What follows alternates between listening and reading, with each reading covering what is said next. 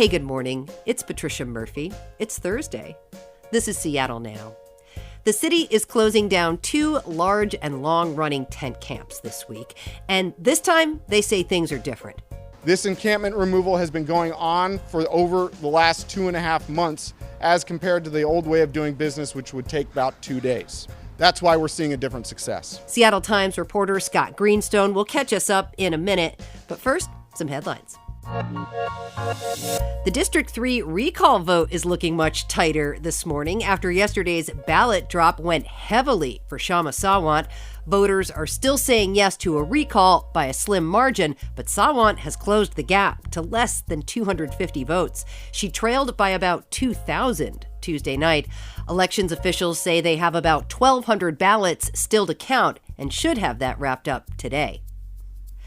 There's an update on the Omicron case that was discovered in King County over the weekend. Health officials said yesterday that the patient, a woman in her 20s, has had a mild case. No hospitalization. They're also confident there's no widespread exposure. But they also said she hadn't traveled recently, which means Omicron has probably been spreading here. And more than 50 earthquakes off the Oregon coast in just 2 days sounds like cause for alarm. But seismologists say the swarm of quakes on the Blanco fracture zone, 200 miles off the coast, aren't anything to worry about. Not at all. For one, they happen a lot. For two, it doesn't mean the big one is coming. That's the Cascadia subduction zone, and the two aren't connected. The Pacific Northwest Seismic Lab says they expect the quakes to continue and get smaller until they eventually stop. 2 tent encampments in North Seattle are being cleared this week. Most of the people who were staying there have gone to new shelter. These kinds of removals can be controversial, but the city says this time is different. Scott Greenstone is a reporter on the Project Homeless team at the Seattle Times. Hey, Scott, thanks for taking the time. Hey, Trish. The city is closing down 2 big, long-running tent camps in North Seattle, one at Ballard Commons and one in Bitter Lake, and they're saying this is new, that this is a new approach. What is new here?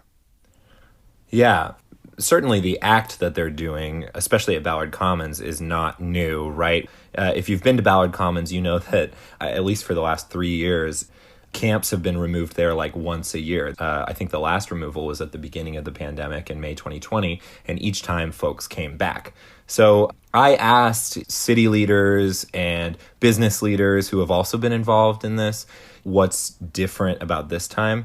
And what they say is a few different things, but one of them that instead of, what the city used to do, particularly before the pandemic, but even sometimes after it, was they would come and they would post pieces of paper on trees or tents, and the piece of paper would say, usually you have a few days, maybe just even 72 hours to move.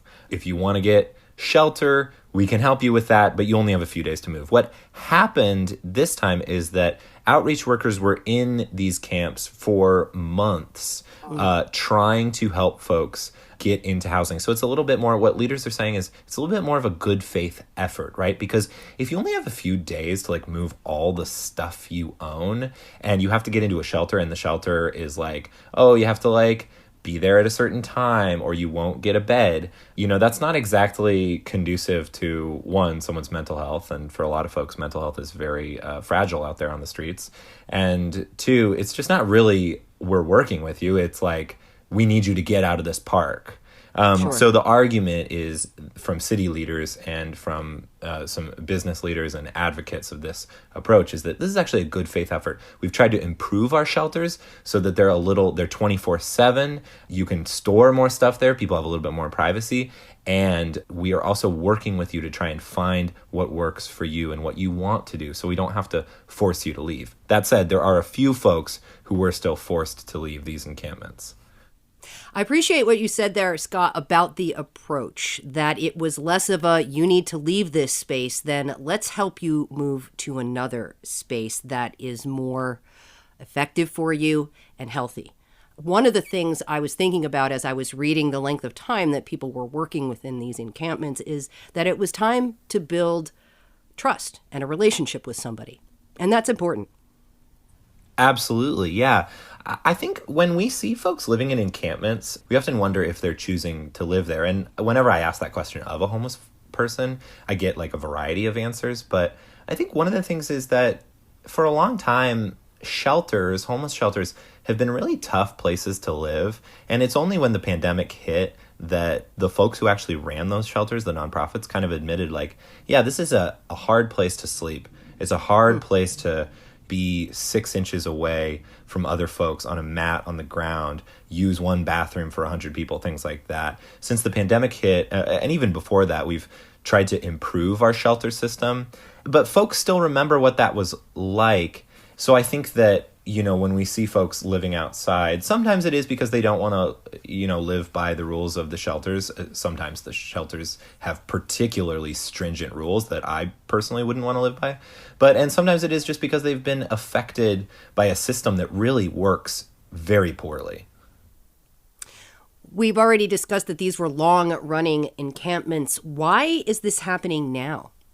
It's kind of a coincidence. A lot of the money we've been throwing at this problem since the pandemic hit has been stalled because of a lot of reasons, but one of the major ones being that there's actually a labor shortage, not just in our whole economy, right?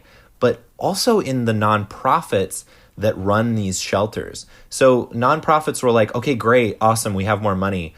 We actually aren't able to pay our people enough to, hire new folks. We have a lot of people leaving because of burnout, et cetera, et cetera. And so they have been slowed on how much they can open new shelter spaces and tiny house projects and things like that.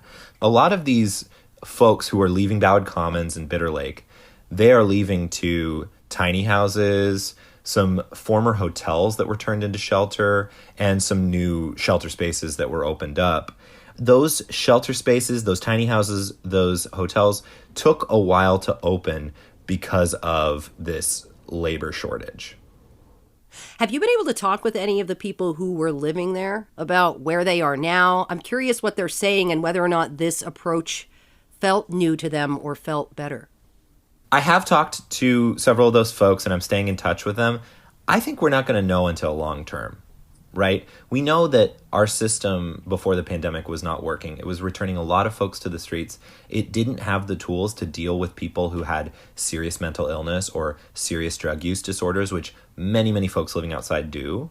But we don't know yet if we've improved this system enough. And I would argue most leadership would say we haven't yet improved it enough to actually keep folks off the street permanently. So I think that in 6 months to a year, when Ballard Commons, for instance, reopens, you could see folks come back because, there are root causes here that are not simply that the city is allowing people to sleep in parks. There are other sort of root causes, especially related to the underfunding of our behavioral health system and the lack of really cheap housing that folks like this would have lived in 10 or 20 years ago.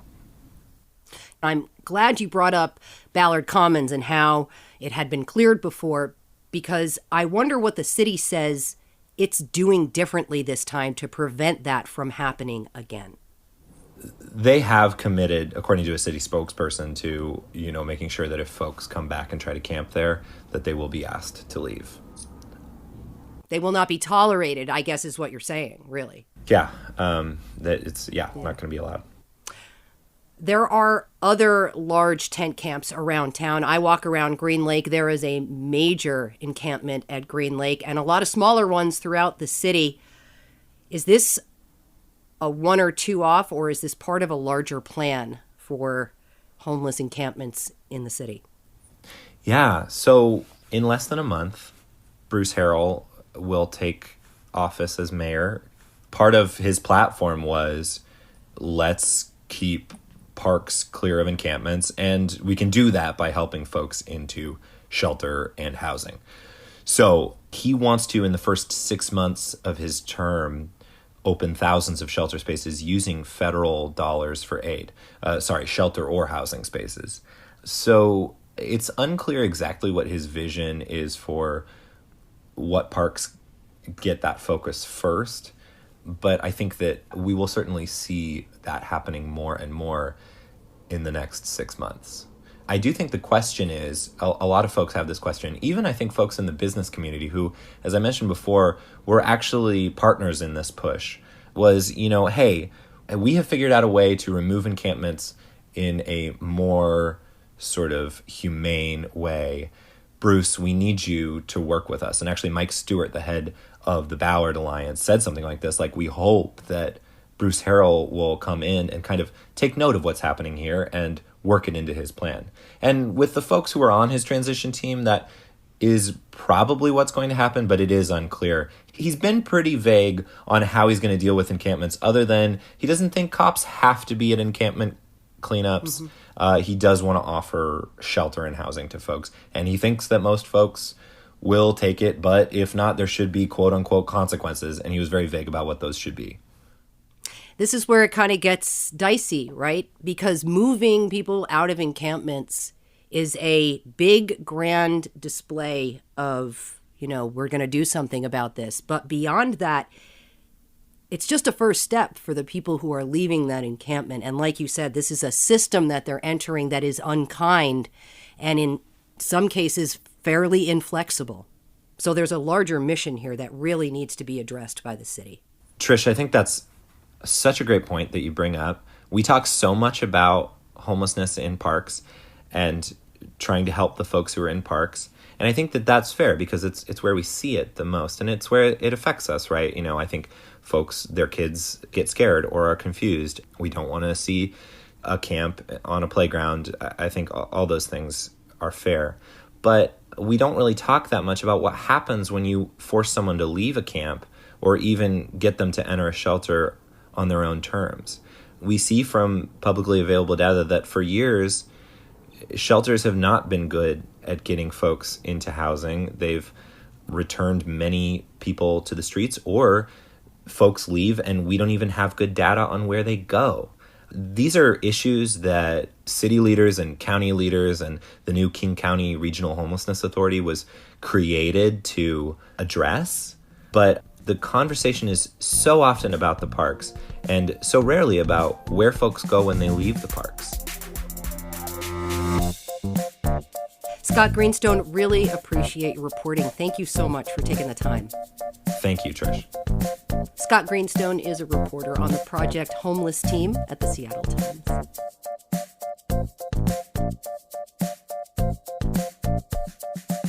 Thanks for listening. Jason Pagano produced today's show, which is also made by Caroline Chamberlain Gomez, Diana Opong, Jenny Cecil Moore, and Clare McGrane.